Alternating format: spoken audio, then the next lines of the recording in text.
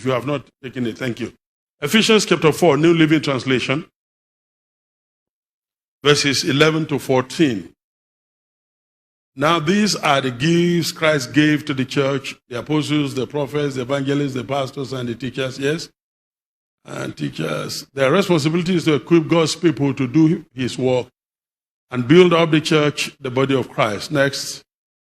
This will continue until we all come to such unity in our faith and knowledge of God's Son that we will be mature, which is the central theme of this program, in the Lord, measuring up to the full and complete standard of Christ. Yes? Then we will no longer be immature like children. One of the things you know about children is that a child is only subject to conflict authority. They always want to do what they want to do, when they want to do it, how they want to do it. And it's only when you say, if you do that, here's the repercussion, then they change. That's a sign of immaturity. Then he talks about that will be no longer tossed and blown about every wind of doctrine. And Reverend Akaya mentioned that yesterday. Most people interpret this to think that every wind of doctrine is evil doctrine. No, it's every move of God, every new thing is coming. So I say, do you know the present truth? It is not the present, I don't know, but he said that you may see it as present truth or the truth that is present with you. Every truth has been present. Every truth has always been present. It is only the truth that is present with you. And he said, don't be tossful. You see, this is how you know a child. If you do this, their sights are not fully developed. They look there, and they keep doing this, keep doing that, and they will keep looking everywhere. If you find yourself, tickled by the move, the new thing in town, you are still a child. Every wind of new teaching. And he said, we will not be influenced when people try to do what? Trick us with lies so clever that it sounds like the truth.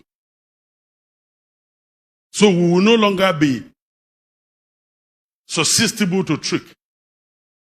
Now, I'm going to be teaching from one of my books called The Red Flags. You can give me the slide. It's a book that I spent 8 years in writing, gathering the material and researching. And I taught the 20 laws inside that book. I taught it out to authorities to look into it to see, are these laws? Deception, treachery, is not something that just happens. In other words, there are no victims of deception. Both the deceiver and the victim have something in common. I use this illustration quite often. If you have an LG TV in your house, and I use Sony or Tamaku or Samsung remote on it, chances are that they won't work. And the reason they won't work is that the components are not quite the same. But if I use any universal or any kind of remote on your TV and it works, it means the components are the same. So if I sell my deception to you and you fall for it, there's similar components in both of us. Nobody is accidentally deceived. You walked into it. That is why if you find people go into 419 money, doubling money, scammers and all that, there's something in you that loves deception. And out of the 20 laws, I taught this to about 50 generals last year in Nigeria National Defense College. And I have never seen that kind of thing in people who have seen wars and all that. And I had rear admirals, major generals, brigadier generals, and, Air Vice Marshal, they asked me, Doctor, please, we'd like to ask you this. How can we remake these years we have lost in the military? You should have taught us this while we were in NDA. Because you cannot raise a mature army. You cannot raise a mature people if they don't understand the need, this law called the law of absolutes. It's one of the laws in that book. societies are not run by alternatives. They are run by absolutes. You see, this gay thing they do, this lesbian, all these things, originally in the United Nations Charter, it was referred to as a psychological illness. And it was, the popular name it was, surnamed was alternative lifestyle.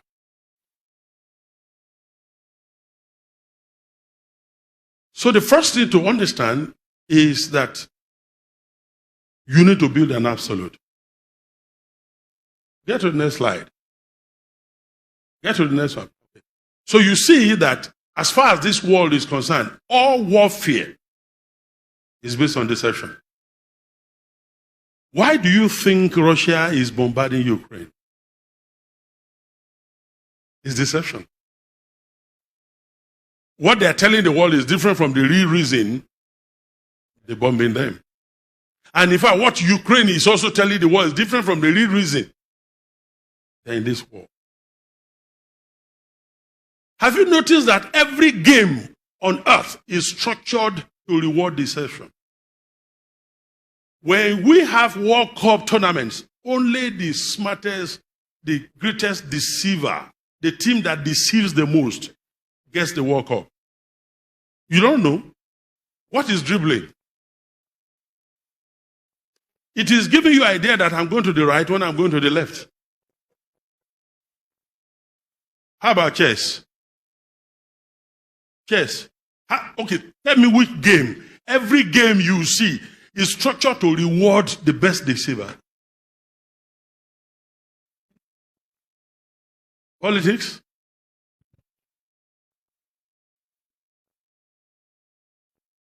Politics is meant for holy people. Next slide. You heard what Winston Churchill said. We have met the enemy, and it is us. I think, sir, that sometimes the devil takes notes from us. Because he sees how carefully we can destroy ourselves. He sees the schemes that we put on. And the devil says, I actually didn't think about that. I think that's ingenious.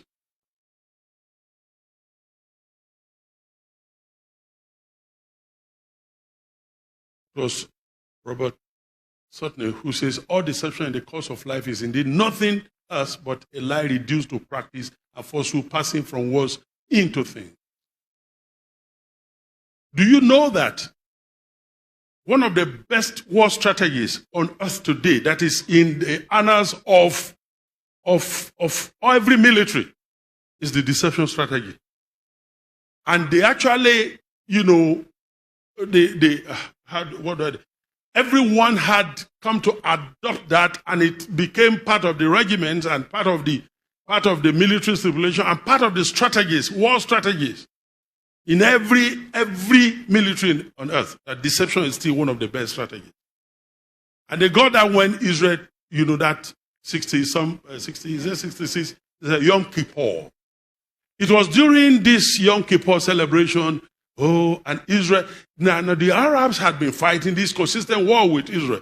And so the Arabs started selling out, that our weapons, Israel has decimated us. We are all damaged. We are all finished. We are destroyed. And they said that, and propaganda was all over the place. And Israel took their word for it and were celebrating Yom Kippur. And they were dancing, and the Arabs came and decimated Israel. It's in the annals of history today that is still one of the best war strategies.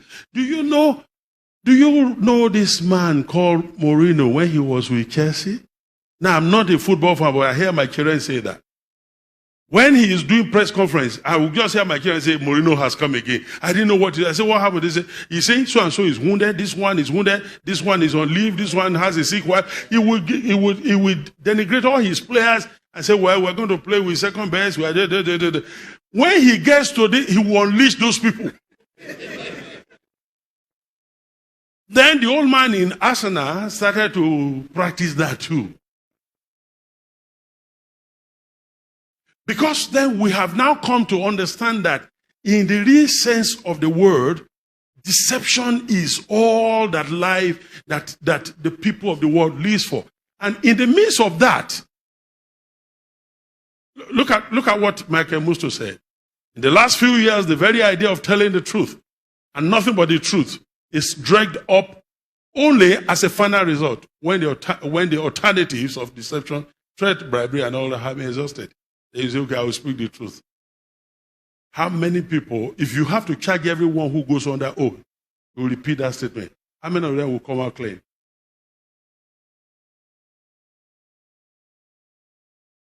Next slide. To that extent, the demand for ethical leadership is higher now than ever, both in this nation and in the church.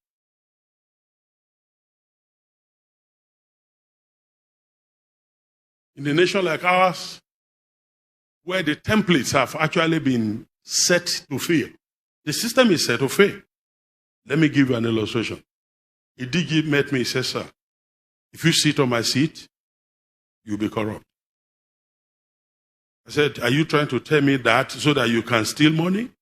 He said, no, sir. The template is set to make you corrupt so that they can find fault against you. I said, how so? He said, he said, the entire budget here was written contracted to a company, an accounting firm or whatever, who wrote it on my behalf, and I was invited to come and defend it in National Assembly when I had no input. Then he said to me, but when they brought it to me, they used a template that says you are going to send out 3,000 people. This is the money for 3,000. This is the allocation for this, for that, for that. He said, during the 2 years they're away, I am supposed to go and visit and send people to supervise them. If there is pandemic like COVID, like anything like Ebola and all that, we're to repatriate all of them. The money is not there. If anyone dies, I have to do this. He said, all this money is not. He said, the template did not include that. He said, so what I do in order to be effective is to send 500 first. And send another 500. They use the money of 1,000 to cover this space. Send supervisors, do this, and leave the remaining 1,000, hoping that by the middle of the year or another year, towards the end of the year, I could see some changes, then I send another 500. He said, this is the only way I can accomplish and do all that I've been designated to do without. He said, and then when now the accountant general is going to retire or anybody, he will say, oh God, there's no way we can probe your book that it will be clean. And Oga wants to retire. How much are you going to give him? In other words, that system, that template, was structured like that to give loopholes to accountant general, to give loopholes to auditor general, and all that, so that if you try to say you are righteous, you won't give Oga money, they will smack you in the face with a book.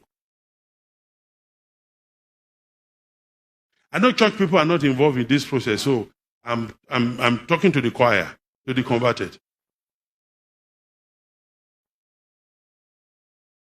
Next. So this is the reason why we need ethical leadership. Deception and compromise run a circle. And no one is ever deceived until this circle is completed. The process is like a chain reaction. And this is what I want to, this is going to be my point line. There are other things I will say, but if you get this revelation, you will never be deceived. Because here is one line you should never forget. Truth speaks from inside. Every truth you ever heard. You know, I was teaching to some pastors, and one of my pastors he says to me, sir, the revelation you are giving us is so deep, my head cannot comprehend, but my heart is at peace. I know you are telling the truth. Because if a person is speaking lies to you, the first revolt comes from inside. Truth speaks from inside. And lies also will speak from, because you have the Spirit of God in you. And in fact, there is an underlying truth in the principle of deception. And that truth is, if it sounds too good to be true, it is too good to be true. Simple. You say, but only miracle can make it. Just calm down. If it sounds too good to be true, it's too good to be true. I have never received a miracle alert. Every alert I've received has been sent by somebody who has an account and who has my account number with him. By the way, thank you, sir, for your administration. You have no idea how much you bless me. You just spoke to my heart. I have many things to talk about, but my heart just took everything in. If you understand this principle, you can monitor.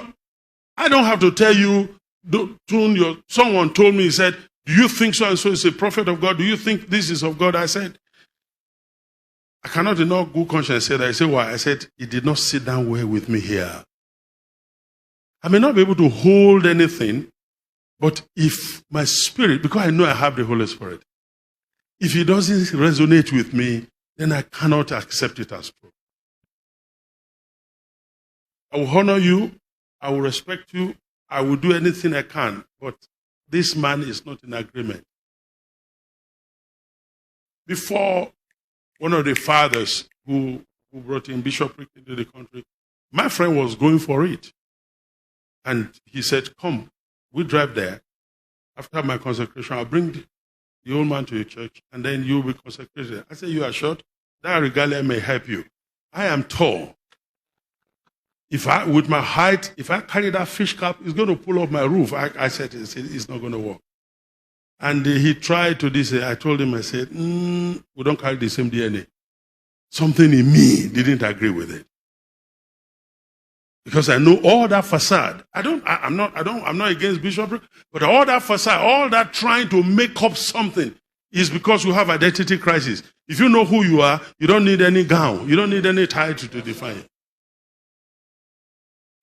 I've been offered several doctoral degrees. I didn't work for any of them, and I can't answer doctor. They call me that. I can't answer that. My wife is the one that worked for her PhD. Me, I went to school. Let my people go. And they went. But at least I know what I'm doing.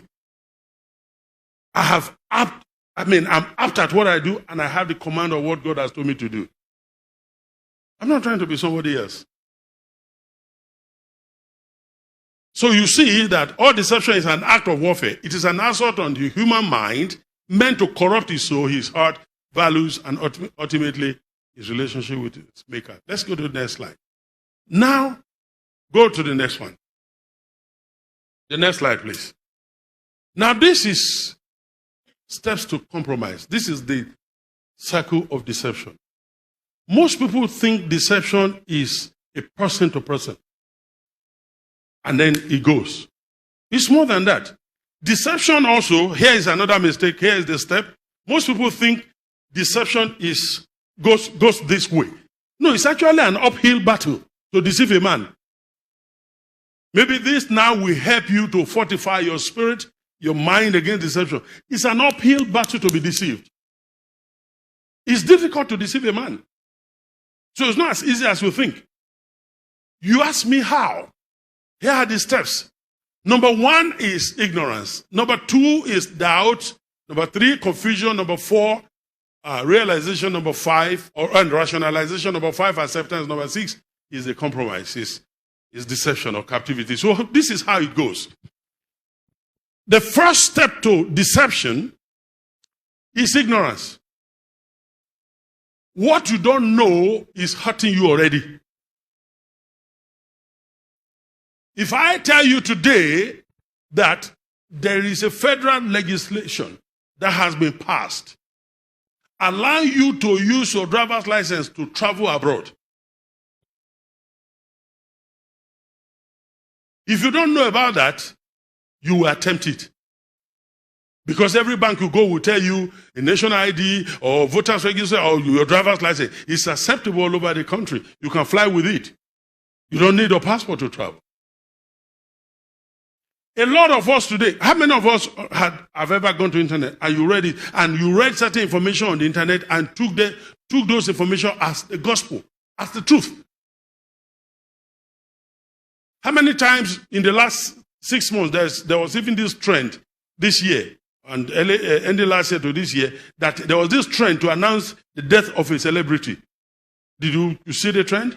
And they just announced, oh, Oprah Winfrey is there. Oh, good luck, Jonathan is there. And then people are, bustling and they are saying, hey, rest in peace, R.I.P. and all that. And they do on the internet, they say, no, the man will do a video, I'm alive. It just became a trend. So ignorance sets the right atmosphere for deception. In all you're getting. So that somebody asked me, said, what did you do in school? I said, you can talk in medicine, you talk in geography, you talk in this. I said, I don't know nothing. I'm not an expert at anything. I just get enough information about everything. Because my job demands that. I said, I lead pastors, I lead the academians, medicine, we spoke with, before my wife had her surgery, we had a meeting with the neurologist, neurosurgeon, and we sat down, and I began to bring out some things that they said, look, sir, it's like you are very, very knowledgeable in this. I said, no. I heard this about 10 years ago, that in the 21st century doctors are demanding for smart patients. What they call smart patients is that before you go to the hospital to see a doctor, you need to go through the internet, go do your research on what you are going through, on your ailment first. And that when the doctor comes, you need to engage them. And they should not just tell you this is the drug to pump down your system. Ask questions. Why must I take it? What are the side effects? What about this? And engage them, because at the end of the day is your life and not theirs. So they now want 21st century patients. They call them smart patients. So you see, ignorance is the foundation of every deception you ever go through. Now, when you are ignorant, then the next thing is you question your absolutes. So that when you see everyone has absolutes, there are things you will never do. You've told yourself, I won't do this, I won't do this, I won't do. Those are what you call absolutes. Let me give you an illustration. It is an absolute that when you want to fly outside this country, you need a passport. Passport is an absolute. Now, if it is an absolute, you don't even negotiate it. You don't even, no conversation. What you rather do is to get on the internet and find out if the country you want to go to demands visa. If they require your country to obtain a visa or visa and arrival. That's all you need to clear. Once that is clear, you can make your plans. So these are absolutes. We know that you cannot drive with international passport here in this country. And in most countries of the world, you drive with driver's license. It's an absolute. So your life, therefore, is governed by absolutes. And then if you want to raise people, first of all, you must have your absolutes. No go areas, no compromise. This one, I won't take it. There are many grounds on which to explain divorce and remarriage in the Bible. If it is part of your absolutes, you work on it.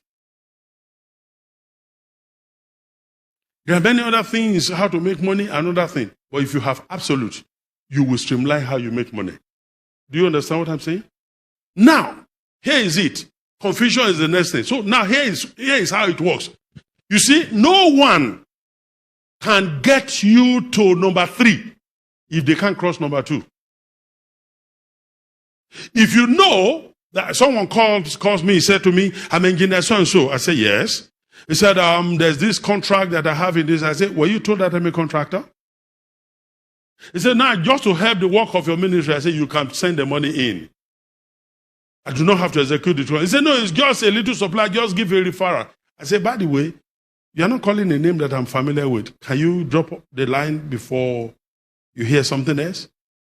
Because for me, my absolute is, you're not just going to ship me to something else. I know who I am. If you don't know who you are, someone will call you by who you are not. So the first thing is, once he tries to play on your ignorance, the next thing is, he will get you to question your absolutes. So now, and I told you, I just came back from the US yesterday. Do you know that I didn't use my international passport? I used my voter's card. Or I'm traveling next week and all that, and I don't even need visa. I just renew my driver's license, and that's it. If you are even willing to consider that, then you enter into confusion. The reason, you see, a person comes and say, that brother is saying wants to marry me, or this one is saying, I'm really confused, I don't know what to do. It's because they are willing to change their absolute for alternatives. And the reason you are willing to give up this absolute for alternatives is simply because you are finding some benefits. So you enter into the realm of confusion. You will never be confused if you are unwilling to bear your absolutes. So now when you are saying, hey, I'm going, how many of you, I know there are no adult here that eats ice cream. I know you don't. So let me use illustration. Those who have ever seen ice cream, if you see vanilla, banana, chocolate, and about 3 or 4 strawberry, about 3 or 4 or 5 flavors, you don't find it difficult to choose one if you want to pick one of the flavors you want. But if you go to ice cream factories and you see 45, 30 different flavors, I went somewhere, I said, I don't eat ice cream. They said, no, this is a special, give yourself, we want to indulge you. I said, I don't want to. Anyway, they got to there, they said, okay, I should pick. I said, which one is it? They said, and I saw the label, over 30 something to 40 something. I said, okay, take small. I said, okay, I don't know which one to, so take little, and make 1 cup. The more alternatives you have, the more confusion you run into. Whereas, if you stop it at questioning your absolute, I say, no, nobody gets me to question my absolute. I'm not doing. You can be accused of being too rigid or being old school. I mean, I know young people telling me, say, sir, the problem with you are old school. I said, your school will soon become archaic. 5 years from now. I said, the old school, that what you're calling old school right now, is what brought us to where we are. But this new school you say you are likely not to get to half of where we have been. Because you have no value system. So you see, once a person introduces doubt to you, he gets you to question your absolute. And where the confusion comes in is when you can't sleep in the night. I don't know. And this person is offering me about 5 million naira. Or is offering me $1 million. I know, Pastor Shola. He had already, he has his absolute. And so somebody met him and said, we need this vessel, we need this one oil, and if you continue to supply this, this is how much yours is. And they're in dollars. Some millions of dollars will come in consistently. And he has sought everything. So he called from the UK and said, look, get this. They said, don't worry, Pastor. As soon as you arrive, it's available. He called and they said, oh, it's on the heights. It's ready, available. And here are the documents. And then he called. He said, how did you get that? He discovered his bunkering. And so they told him, they said, no, we've arranged everything. You don't just sign here and then we credit your account. He said, no, I need to know the source of how did they say, look, it's through our boys. So when he did this investigation, he knew it was bunkering. He said, my signature will go into bunkering? They said, Pastor, this first deal is $2 million in your account, and it will be happening there. He said, I'm willing to let it go. There's no consideration. He said, once it's bunkering, I'm out of it. He shut down the deal. And the people there in the UK or France also, they were waiting on him. They said, are you done with it? They will just credit his account. He said, I'm out of it.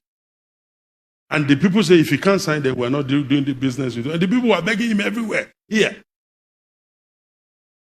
If you keep to your absolute, you will not go into the next step. You see why I said deception is an uphill battle?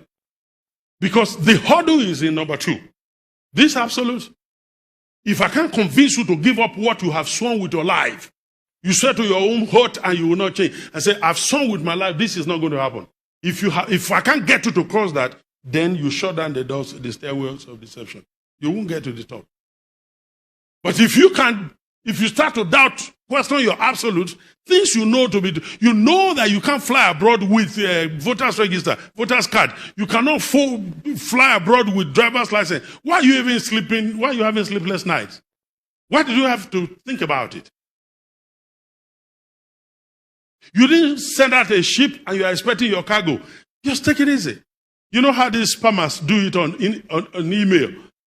The first delivery attempt for your Amazon package was not successful. We will repeat tomorrow. And you are in Nigeria. You don't do Amazon. You did not send out anything and you go click on it. Then they hack into your computer and collapse everything. Do you understand what I'm saying?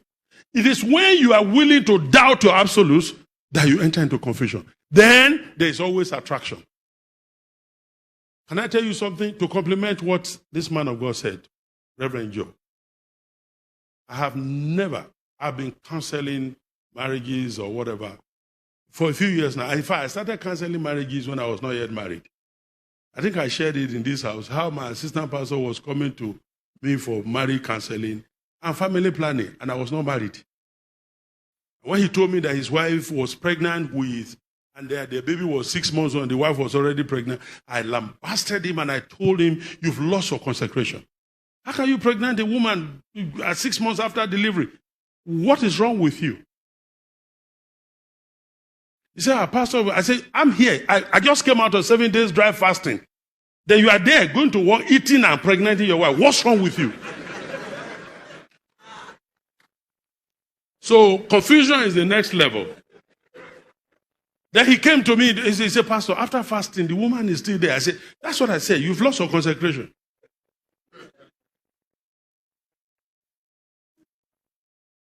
Then 2 years later, I got married.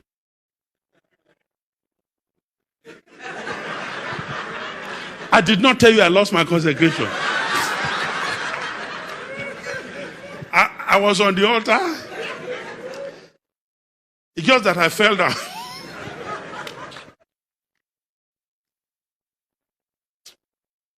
I went to my assistant, I sent for him, I said, I'm sorry, sir, you are older than I said, what was wrong with you? How could you come to an unmarried pastor who seeks the things of the Lord to ask questions about how your wife got pregnant before the baby waka? I said, what do you think I was going to tell you?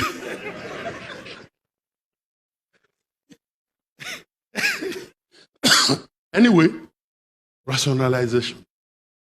You will now start giving excuses why. So I've counseled marriage for 37 years. You know what? No bad marriage ever happens by accident.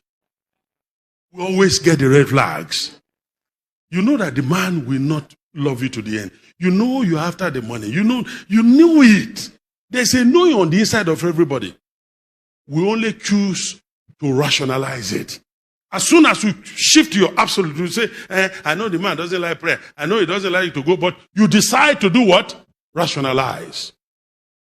Because of the attractions, all the alternatives that have been given to you, now you are attracted to this person, so you rationalize, you make excuses for him. I know the women in this place don't do that, but the one from where I'm coming, they say, I will change him. If you are not yet married, just before you make up your mind to change the man you want to marry, ask why the mother could not. Because I thought the mother is a stronger authority in his life than you will ever be. He was the one that molded him as a child. If you couldn't change him, you better be careful. Men don't change the way you think we change. He may play along, and a man can be patient. He can follow you for some years. But those people don't live in the South. We make excuses. Rationalization. From rationalization, then, once you start to rationalize, give reasons why you should sign the dotted line. Give reasons why you should go for the contract. Give reasons why it's not bad. After all, it's to the glory of God. After all, I will pay the tithes. After all, I would. Once you give reasons for it, then we spiritualize it by the grace of God. You quote it by using the spiritual lingo on top. The next thing is you accept the alternative. Then you just take the next step. You have come into deception. So you see that deception is not as easy as you think it is. It takes a long process. And it's an uphill battle to convince a man. But if we can crack you at number 2, and you doubt your absolute, and you're even willing to think about it. Somebody told me, he said something to me in the U.S. and this lady just came and she was a blessing to our ministry, organized our program, New Jersey. I mean, we travel out, we do our conferences, pay for the hall, do the adverts and, the campaign, and we do the program, and no offering. And they were very angry with me that I didn't take offering. I said, 2, 3, 4 pastors said they would not be involved with that program because the man coming is a Nigerian. And they told them, they've read on the internet about me and that thing, they can't find this money. They say Nigerian prophets, they wash feet with $5,000. We cannot come. I said, this was the report I got from you people. And you're asking me to take offering. I'm not taking offering. So I refused to take offering. So we went through that, and this person came later and said, you know, when people fall under the power, emotional givers, not the Lord speaking to their heart. And then took me to the bedroom, to a particular bedroom somewhere, showed me investments, showed me things, and others. I said, I'm going to give you $200,000. I said, thank you. Then I sent her, as the first of her ministry, go represent me here. And then he went into that prophet, and then by the end of the 3, 4 days or 5, a week after they met, he and the prophet had been sleeping together. And he was ready to marry this guy.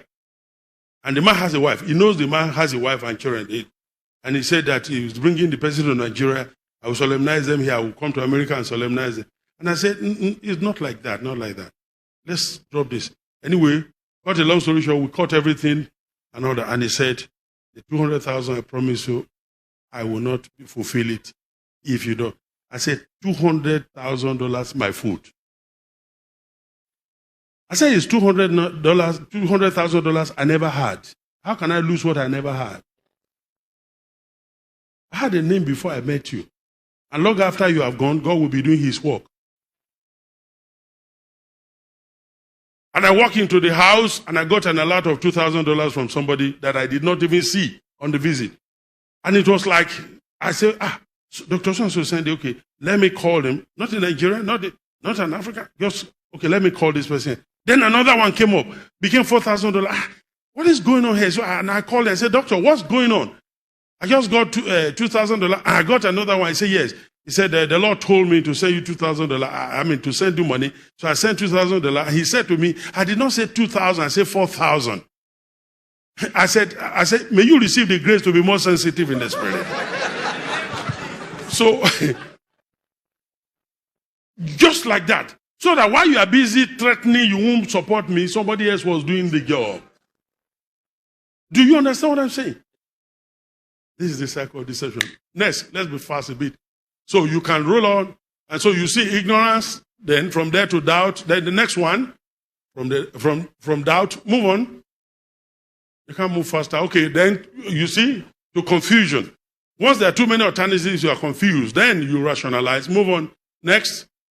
And then we have excuses, offering excuses to do that. Then it leads to captivity, deception. Right, go to the next one. Now, this is one of the ways to insulate your mind from deception. This chart will help you. Man's conscience at best is 100%. In other words, while you are thinking of going against your absolute, because conscience is a function of a part of your soul. It's a function of knowledge. It's in your spirit. Actually, I don't want to talk about spiritual and body now, but it's there. And it feeds on knowledge. So when you raise up your absolute, I will never do this. I don't want to do this. I'm not going to do this. I'm not going to do this. I must not do this. So immediately, it registers in your conscience that these are your absolutes. And then the conscience is willing to pick you at the level of the first test. At the very first point. Number one, up there. Your conscience is at like 100 level. It's between, it's at 100 level, like 70 to 100. In other words, while you are thinking about it, you start feeling guilty. How many of you feel something like that? That just that you spend 2-3 minutes on a particular thought, you start feeling guilty. You haven't done it. You are feeling guilty. That's a very lively conscience. That's where to be. The second one is less, minus 30%, is 7. It's high alarm. It will still remain no. It will keep you from compromise. It will be so loud, you may be dull, you may not be as strong as it was 100%, but at 70, it's still loud, and the no is no. No does not become yes. Then we come to 50%. You are now minus 50. What that does is that no could mean yes, and yes could mean no. And sometimes your conscience is a bit quiet enough to allow you to do it first before you feel bad later. That is where you have issues with 50-50. And you know the amazing thing here is that the more you permit yourself to go through permitting that minus to continue, it becomes your conscience becomes callous. It starts permitting you more and more and more to do it, so that you can then start coming down. Then we come down to 70-30, where minus 70, the alarm is very low. You're no longer even feeling too much or too bad, even before and after. And finally, 90-10, whereby almost everything is gone. The only thing is that psychology says that conscience is never dead, it slumbers. And something will wake it up one day. It can be seared, can slumber, it will never die. Oh my God, I have to stop. I respect the time. Okay, quickly scroll and let me just get out of your way. So why do we need absolute? Absolute means unquestionable rule, principle, value, and all that is held and is value, and completely unequivocal. That's what absolute means. Move on. This. So you see, absolute means applicable and all that. So why do we need absolute? They are known as constants. They are the rules of society. They are the norms. Constant. They're constantly there. All right, constantly there. Why are they necessary? Yeah, let's go. Next, quickly, let me get out of it. So you see, do we need alternatives? If you are going to take alternative, there are steps to take. Number one, the deception that absolute and alternatives can be interchanged. The deception that a person or society can thrive without absolute. The deception that creation and the creator continues to cope with perversion. Next. So here we are. In order for you to, if you want to change your absolute, I suggest to you that you get my book on the red flags. I think you will see it better. It was forwarded by my pastor and good friend here. Pastor Falabi forwarded the book. So 7 tests in deciding in favor of absolute. Number one, test it against your values. If what you are giving me as an alternative, I used to say this, there's a major difference between Ovaltine and Bonvita. There's a difference between Ovaltine and Milo. If you want to go for Ovaltine, don't settle for Milo. But in this case, if you have to consider alternatives, you need to test it against your values. If it doesn't mean and other things you hold there. If they don't stand it, then don't even consider it. The next thing is you test it in the light of eternity. If you know that I can't stand in the light of eternity, don't change it. And thirdly, test it against the knowledge you already have. If the knowledge you have does not permit this, then don't go there. And number 4, test it against in the light of superior argument. If you check it and discover you are holding to the wrong beliefs, check it. If you are holding to the wrong belief as your absolute, once you check it with other indices, it will level up. For instance, I'm holding a particular doctrine, a particular thing as absolute. But I discovered that when I come into spiritual knowledge, and then someone who knew better began to teach me and began to show, and I see in the light of scripture, and I see it does not disagree with, so it's only out of ignorance that I held on to this. I'm willing to change to buy in the light of superior knowledge. Do you understand what I'm saying? And number 5. Number 5, are you there? Okay. So test it in the light of wholesome truth and natural laws. You can't say that it is right. A woman changes to become a man, or a man marries a man, a woman marries a woman, and you want to say that, you have to test it with natural laws. If the man cannot go through the process of woman, doesn't menstruate, doesn't do that, then it doesn't matter how much transgenderism you preach, it will still not fly. Because when you test it against other nature, it will not work. Do you understand what I'm saying? Then number 6, test it against well-known, established truths. All truths are parallel. They don't contradict each other. And therefore, if this truth, what you are holding to be truth, if it's contrary to what you know to be wholesome truth, it doesn't work. Number 7, finally, test it against the red flags that has been enumerated. If you know that it's going to demand for a change in your absolute, it's going to demand for alternatives, or just because for the fun of it, just because you didn't follow the right steps, or you're following the wrong one, and you're willing to give your absolute, that is going to lead you. You see, nobody is accidentally deceived. And we leaders, all these skeletons that are coming to the pulpit, as I'm talking here, all of you can see exactly where you missed it. You can see, you know it yourself. There's no pastor who ever carry coconut to church to do coconut service or koboko service who will tell you that they don't know they are in falsehood, they're in error. They know. They know when they gave up their absolutes. When they say they are bringing water, many of these pastors, when you see them, sir, I don't want to mention it, but one of the people that have one of the biggest churches in this country, and another one who has the biggest church in Nigeria outside this country, was invited, was called by a friend. And I'm not talking, I can call him after now. You know where we're going for conference. And I can call somebody, a friend of mine in Europe after now, and I'll put him on the line and I say, tell me again about this. Because he was involved in his issues. I have one of the biggest churches in Europe. I know that thing. And then the eldership and leaders, some friends, and they called him and said, this thing you are teaching, don't you see error in it? He said, yeah. He said, this thing sells online. He said, I have hundreds of thousands of people following. But while he was teaching that, in his local church, they were doing the opposite. Then he said, but in your local church, you are doing the opposite. This is what you are doing, but you are teaching against it in the public. He said, well, that is what is selling, and then I have a powerful online followership, and blah, blah, blah, and I sustain them with that. He said, but when are you, he said, later I'm going to reteach it. He said, I will teach, but you are not teaching this in your congregation. He said, I will consider it later. I can tell you what happens to him later. We know the truth. I pray that God will help us. I pray that today the Lord will help us to realign our absolute with His purpose. Realign our absolute with His word. That we will not negotiate our absolutes for the world's alternative. We will not be deceived. We will not deceive others. We will open the people's eye. We will give them the truth. In Jesus' name.